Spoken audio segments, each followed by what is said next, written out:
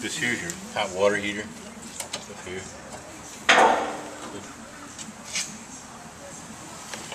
This here's your pop-off valve here, just like the one at the house would have. Okay. Goes up too much pressure, it releases pressure. Right.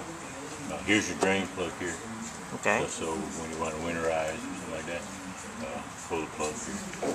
Suburban requires it at least once every 6 months, or they'll void the warranty. So you have to pull it at least once every 6 months to drain the water and stuff out. Once every 6 months. Okay. And if you do it yourself, just write it down somewhere.